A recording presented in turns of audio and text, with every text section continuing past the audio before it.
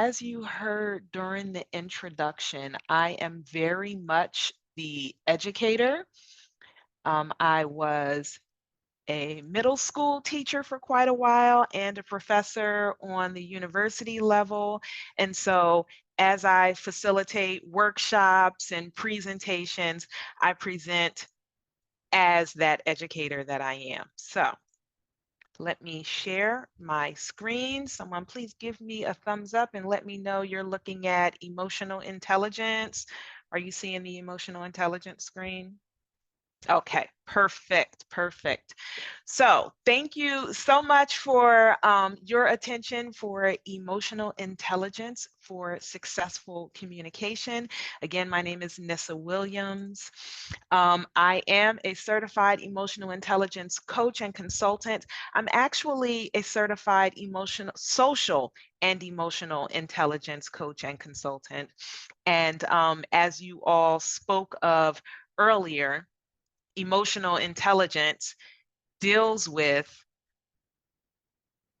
being aware of yourselves and then also being aware of others. Today, we're going to explore emotional intelligence strategies to foster constructive and engaging conversation to enhance your relationships. As I mentioned, I am an educator, so there's a couple of things that I need from you as we move forward. Number one, be honest. That does not mean you have to be 100% honest with me, and I'm going to hook you up to a lie detector test. That means you want to be honest with yourselves. As you learn more and more about emotional intelligence, you will learn that you have to be honest with yourself about your emotions, how you're feeling, what drives you, your behaviors. And so as we move through the information here, I do challenge you to be honest with yourself about your emotions and how that affects your communication. The next thing is feel free to have something to jot down some notes with. Don't worry about trying to write everything on the screen, but if something stands out to you or you want to ask a question later, you want to be able to jot that down. And then lastly, like I said, I am an educator. I love engagement. And if you can't tell from the networking earlier, I love engagement. So feel free to utilize the chat at any time to maybe ask a question, answer a question that I ask, or just put in your thoughts. Okay. I am going to do something really quick. I'm just going to stop sharing and move my secondary screen so that it is in front of me. I don't want to have to keep turning my head every time so that I can engage you properly.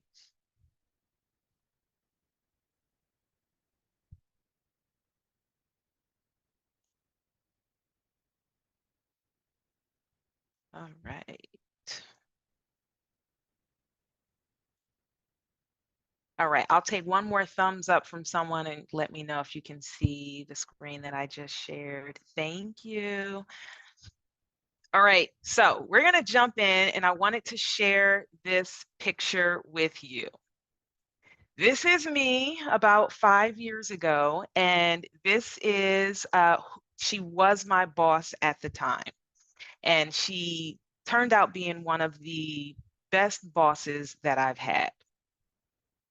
However, I met her the first time at an interview for a leadership position. Before going into that interview, I was extremely excited, not nervous, not anxious, ridiculously excited. Okay. And on pops Emily on the screen because it was a virtual interview. And she started with, tell me a little bit about yourself. And I explained my background in education, my leadership background and everything. And she's smiling and, we're going back and forth and the excitement is really building up in me. And then she got to the question of, can you tell me what your goals are? Do not judge me, you all. I said excitedly, I was 45 at the time. My goal is to be the sexiest 45-year-old in the state of California. I really said that. And She paused and she said, okay, just in California. And I said, no, you're right. My goal is to be the sexiest 45-year-old in all of the United States. And she went red and she stuttered a little bit. And we looked at each other for a while. And then I said, oh, did you mean my professional goals? Did you want to know my professional goals? And she said, yes, that is what I wanted to know. And so I started telling her about my goals and everything.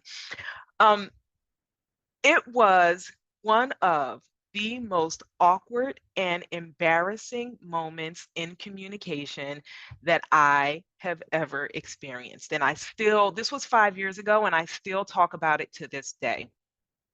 As you can see in this picture, this was her wedding.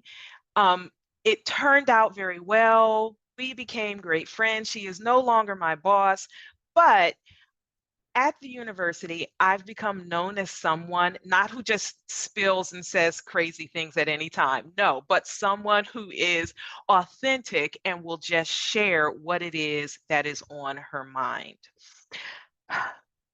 This particular example turned out well for me, right? But there were some problems here, clearly, because my excitement, my over excitement, led me to communicate in a way that I probably shouldn't have communicated.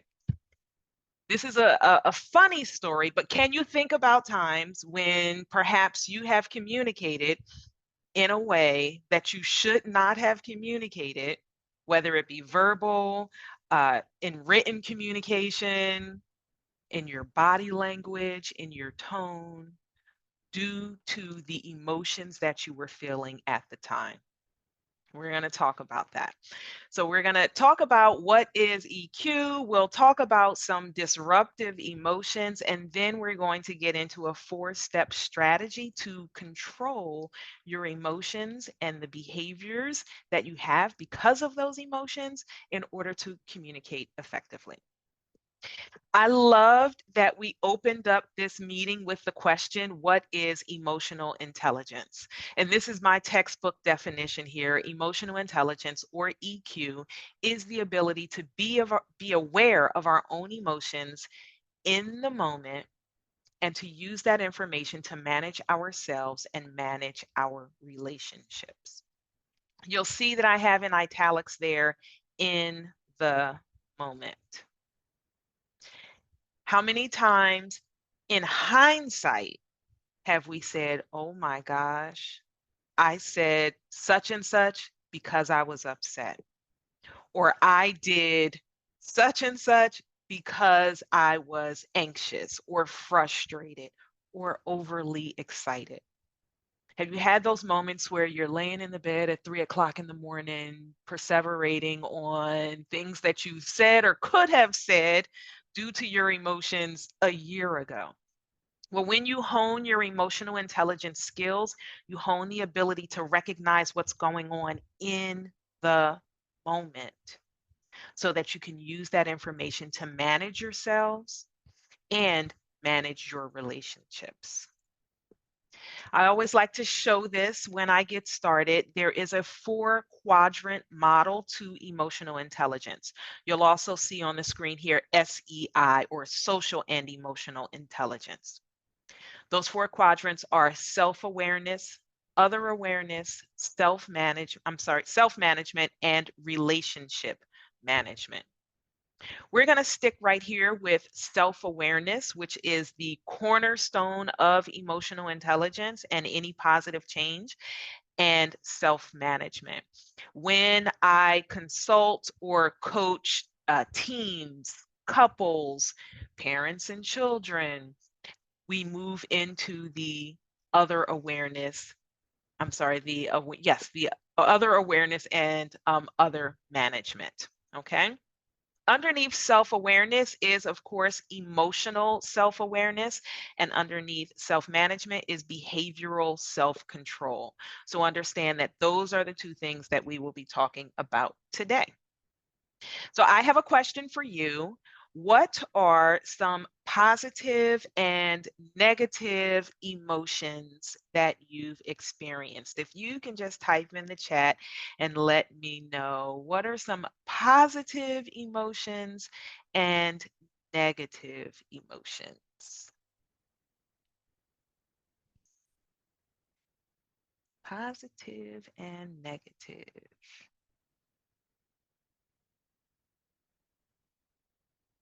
Joy would be positive, grief negative, joy for, okay, bitterness, anger, defensiveness, excitement, embarrassment. Awesome. Keep them coming. So we all have these concepts or these thoughts of what positive and negative emotions are. And I have to tell you, I'll apologize in advance. That was a trick question. That was a trick question, okay? Because I want you to get the thought right here, right now, of what a positive emotion is and a negative emotion is completely out of your head. Because as I just explained, or I showed you with my story, excitement, overexcitement can be a problem for me. Frustration, annoyance, not so much a problem for me, right? Overexcitement could be great for you and you could consider that positive. So I want you to throw out the notion of positive and negative emotions. Emotions are neither good or bad. Emotions just are. Emotions are a part of being human, and most of the time, those emotions are there to either protect you or propel you forward. Okay? Any emotion, however, can be disruptive. If I told you that excitement is a negative emotion or excitement is a problem, you might not understand that. But if I tell you that excitement for me can be extremely disruptive, I'm sure that you can understand that. Excitement for me leads me to becoming impulsive. It leads me to say things like, I want to be the sexiest 45-year-old in a job interview. It is extremely disruptive for me. So instead of thinking negative or positive emotions, good or bad emotions, think which emotions are the most disruptive for me. Absolutely any emotion can be mismanaged. Okay. So I don't want you to feel bad for having any emotion that you have. If you feel angry about something, it's okay. I feel angry. I am human and I have the right to feel angry about whatever it is. If you have anxiety, you feel anxious, you feel sad, it is okay. Accept it and recognize, okay, how can I manage that emotion? So I asked you first, what is a good or a bad emotion for you? Now I'm going to ask you the next question, and Jamie is already typing it in here. What can be a disruptive emotion for you? For me, it's excitement. For Jamie, it's joy. What can be a disruptive emotion for you? Denise says patience. Anxiety, Vinny, can be disruptive. Yes. For a lot of people, when I ask this question, they say anger can be disruptive. And I am the opposite. When I get angry, I get much more in control. I get much more calm. It's the excitement that has me bouncing off the walls. Anger, jealousy, nervousness, impatience. Yes, Dawn. I have you all doing this for a reason. Like I said, the cornerstone of emotional intelligence and growth is self-awareness. So I really do want you to think right now, what is the disruptive emotion for me? Fear, pain. Monica, yes. Expectations. Or maybe when your expectations aren't met, overthinking. You start inventing scenarios in your head. Yes, uncertainty. So, Lauren, maybe those assumptions, right? Yes. Okay. All right. So we understand what disruptive emotions are. I have a definition here that I wrote. Disruptive emotions are intense feelings, whether you consider them good or bad, that can hijack your focus, cloud your judgment, and lead to impulsive reactions. And this can significantly hinder your ability to communicate effectively. So when I am extremely happy and excited, I am literally bouncing off the walls. And I lose my words, I say silly things, I lose my focus. It hinders my ability to communicate effectively and get my point across. Thankfully, I got the job. So, my question for you is when you experience those disruptive emotions that you just listed, how does it hinder your ability to communicate effectively? How does it stop you from communicating and getting your point across? With your children, with your coworkers, with your significant other or friends? How do your disruptive emotions hinder you from communicating effectively? Lauren says she may not say anything at all. You shut down. Distraction from whatever the ultimate goal is. Remember that when we start talking about our steps. Shut down. A lot of us shut down. What else? Or blow up. Yes. Communicate with intensity, well-meaning, but can be off-putting. Yes. Yes. Okay. So you are learning and declaring some things about yourself here in the room, which means now we have to do something about it, right? You understand what disruptive emotions are and what disruptive emotions you can say that you have, all right? You also understand and you're declaring what happens when you have those disruptive emotions, too much intensity. Love it.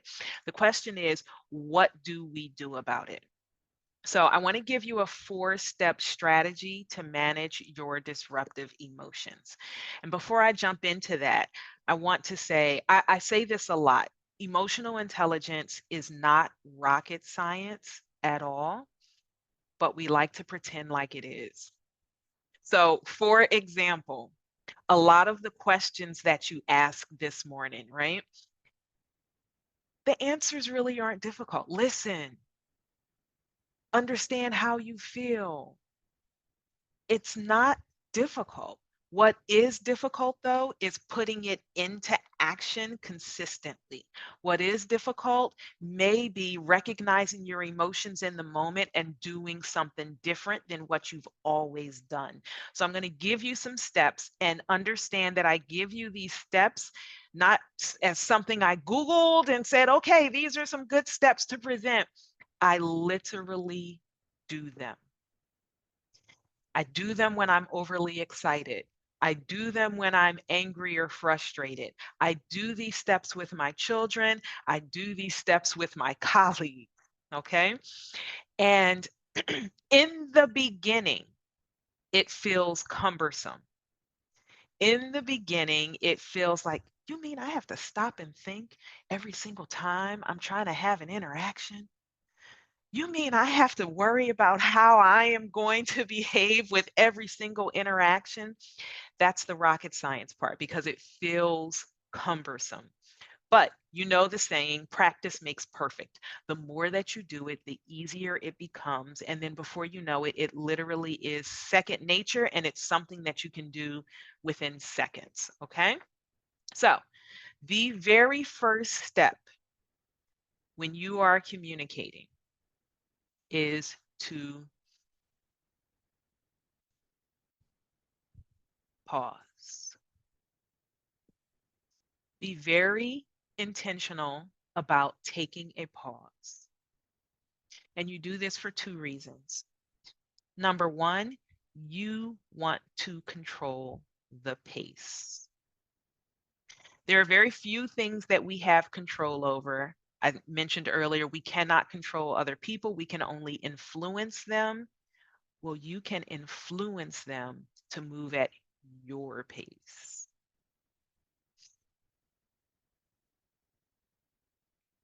Pause.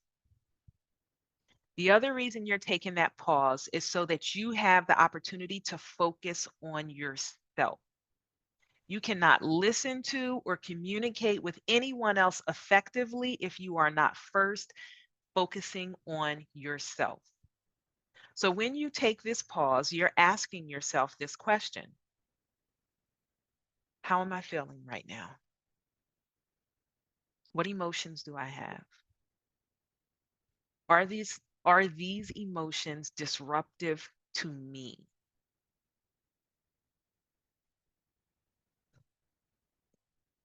Sometimes your pause is 3 seconds.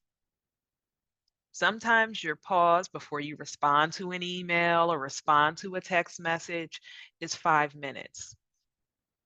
Sometimes your text is 24 hours and sometimes your pause is 24 hours and sometimes your pause can be 30 days.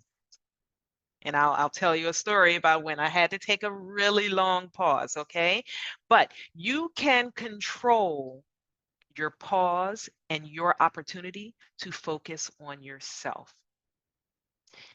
If I was thinking about this prior to that interview, I would have paused before I even went on camera. How are you feeling, Nissa?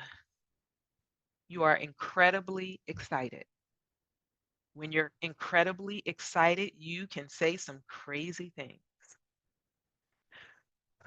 Relax, bring the energy down.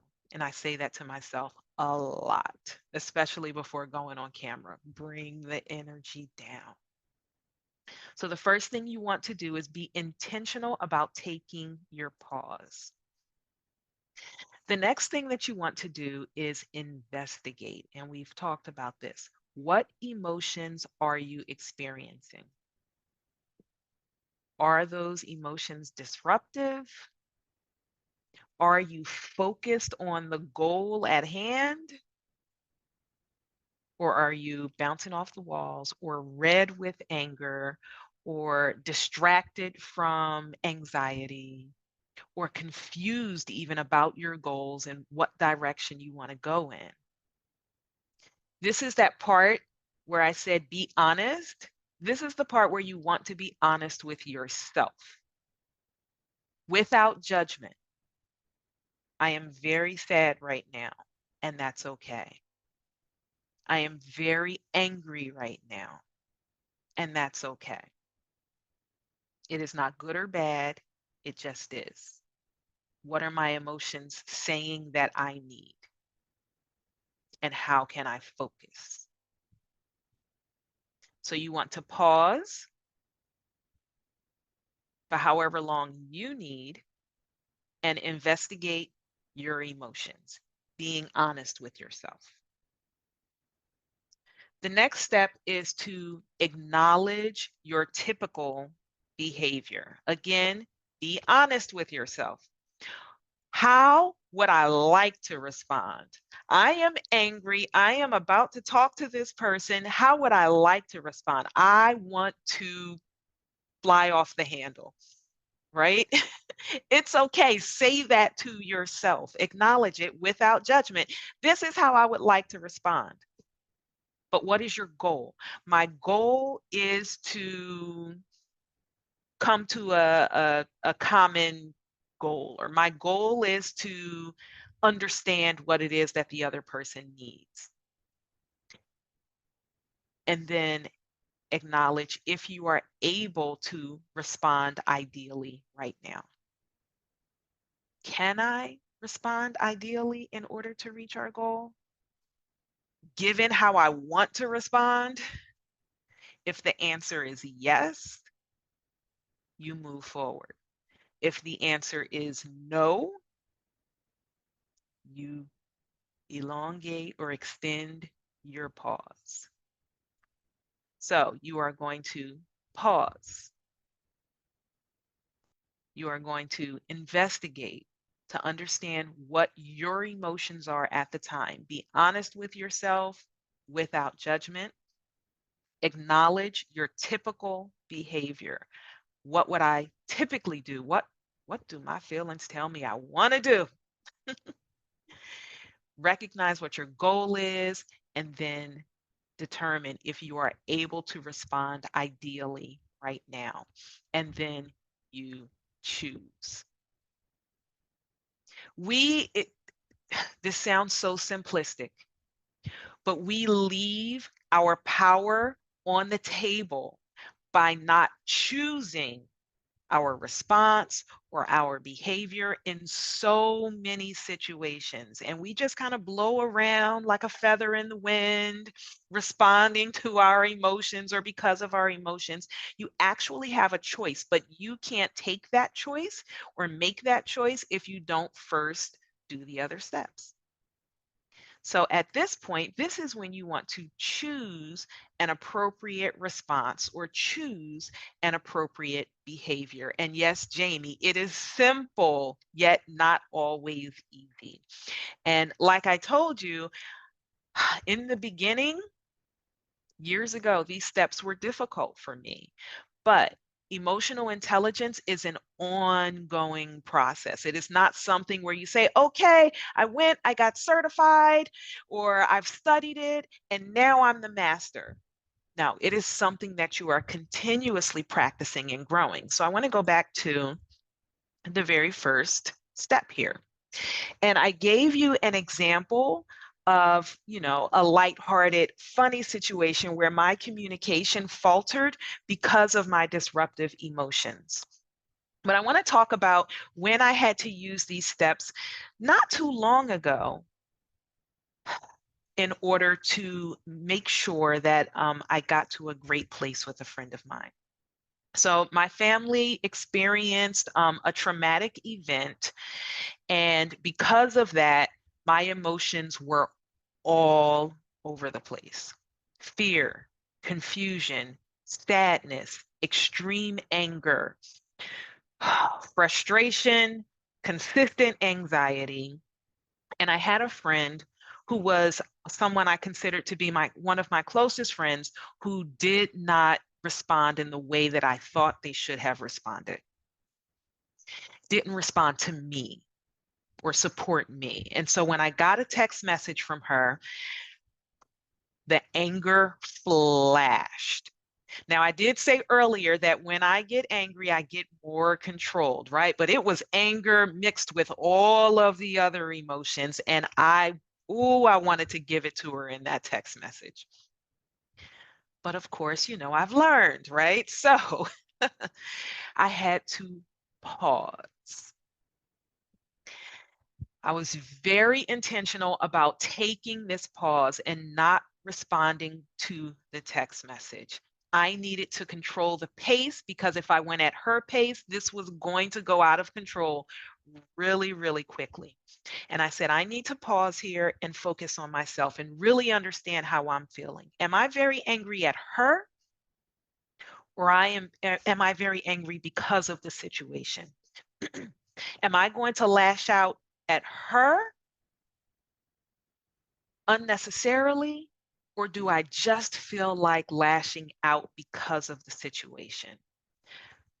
Had I not taken that pause, I would not be able to figure those things out. So I really spent the time focusing on myself. And I know it probably frustrated her, but I did not respond to the text message. Okay. I investigated the feelings that I was having. Would they be disruptive if I was to communicate with her at that time? And the answer was yes. I cannot figure out right now if my anger and frustration is aptly directed to her or if it is just because of the situation. My emotions are disruptive. And if I speak to her, I'm not going to be focused on what it is that we need to settle. I'm going to be focused on everything else. I needed to acknowledge what I wanted to do. I wanted to say some not so nice things. And I'm being clean right now, but I wanted to say some not so nice things. And I'm a very nice person, but that's how angry I was. I knew how I wanted to respond, and it would have actually felt good in the moment because that's what my emotions were telling me to do. But my goal was not to hurt her. My goal was to make sure that we came out on the other side with an intact friendship while building more connection and trust. And I was not able to respond ideally in that moment. Now, remember, I said, you get to choose. You can choose if your pause is 30 seconds, 2 minutes, 2 weeks, or 30 days. My pause in this particular situation was probably a couple of months. Now, that's a long pause. But because I was very much in tune to myself and my needs and my emotions, I said, I can't communicate right now. Now, that doesn't mean I absolutely ignored her, because again, I am someone who's very upfront with my feelings, or I'm transparent. So I did share with her, listen, I need to sort out my emotions right now. I want to respond to you and it won't be good. So please give me the space. Is it okay if I have the space to sort out my emotions? And of course, she had no choice but to say yes. But because I chose an appropriate response and behavior, we were able to come together and have a very calm, understanding conversation where she was able to listen to me without judgment. I was able to listen to her without judgment, and we could build that connection, that trust, and that bond. Had I done what my disruptive emotions were telling me to do, oh no, it would have been a completely different outcome. Okay. I share that with you because I want you to understand, again, these are very simple steps, very simple steps. But when emotions are involved, they are not necessarily easy to do, but you really should commit to them because they work with the situation where, or it would have worked with the situation where I was overly excited. It works with the situation where I am upset or anxious or worried. It works with my children. It works with my colleagues. It works with my friends. Pause, investigate, acknowledge what you want to do. It's okay. But choose the appropriate response and behavior based on your goals. So there's a couple of things that I want you to remember. I put this affirmation here. I'm giving this affirmation to you as a gift because I went through an exercise with a team that I worked with where I listed what I believed my strengths and weaknesses are. They listed what they believed my strengths and weaknesses were. We did that for each other, and then we wrote each other affirmations. And so this affirmation was written for me. It goes right along with, excuse me, the fact that I bounce off of walls when I'm excited and I'm all over the place. The affirmation is, I am calm and grounded. This works for any disruptive emotion. I am calm and grounded. So during your pause, excuse me, during your pause, if you want to connect with what are my emotions? Why am I feeling this way? What is it that I want to do? And you want to calm yourself and affirm yourself. I am calm and grounded. And then this last quote here is, the most powerful communication tool we have is the ability to control ourselves. Again and again, I say, we cannot control other people. We cannot control their response. We cannot control the connection. We cannot control if they listen to us. But the most powerful tool we have is the ability to control ourselves. I see some questions in the chat here. Lauren, I love that. Grounded is my word for the year. What if you like the energy that is in excitement or anger? That is a wonderful question. I'm going to stop sharing my screen here. What if you like the energy? I love the excitement energy. If you've heard of 5 Dynamics, it's sort of like a personality test, and I am abundant, off the charts in what they call excite energy. I absolutely love my excitement. It is the way that I connect to people. It is the way that I just move along in the world. Don't bring me down. However, that part of a social and emotional intelligence says, I need to be aware of how I am perceived. I need to be aware of the fact that I want to connect with this person, and that excite energy or that anger energy is not going to get me to my goal. So in an ideal world, I can go around excited and bouncing off of walls all the time because that's most fun to me. It feels great. But I know that is not the best way to get the job done. That is not the best way to connect with certain people. So I literally have to bring my energy down if I want to connect in a certain way. Very good question. What other questions do you have? Monica, yes, I'm going to put my information back up on the screen. What other questions do you have? All right. How do you remember to do these things, especially in the beginning? It's easy to forget. Yes, even if you have them in your toolbox, it is easy to forget. But let's say you have decided you want to go to the gym and you're going to eat healthy. You didn't forget to go to the gym. You just decided not to go to the gym. Once you commit, once you commit, every single day you have to choose to do this. All right. And if you do forget, if you don't do it with every communication, it's okay. We are human. That doesn't mean just give up. That means, okay, try again the next time. Do better the next time. All right. Again, it feels cumbersome in the beginning. It does.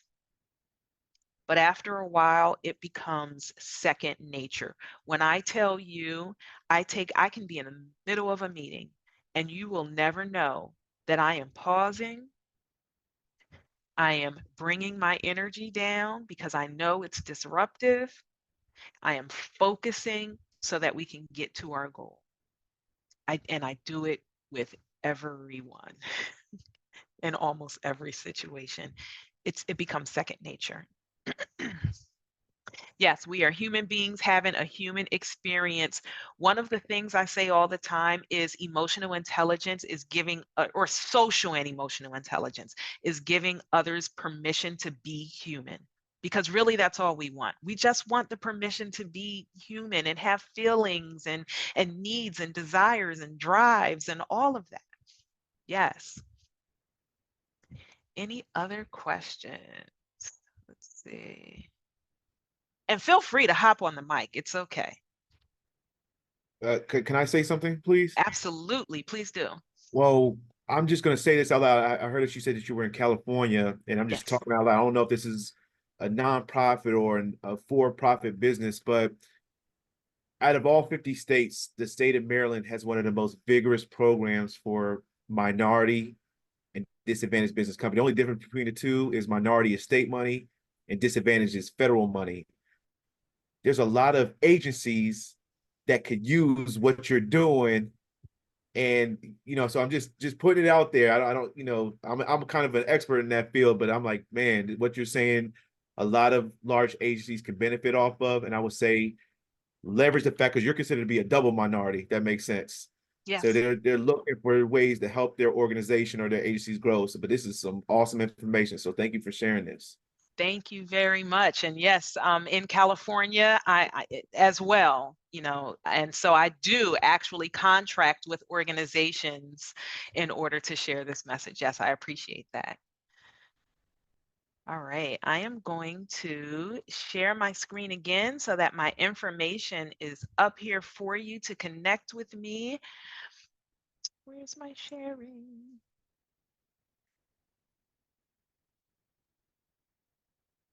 All right, there is my information. That is my website, my email address. And yes, I am on social media. Feel free to reach out to me. I'll also put my phone number in the chat. You can give me a call or text, and I would be happy to connect with any of you. Thank you so much for the opportunity. And if you have any other questions, please let me know.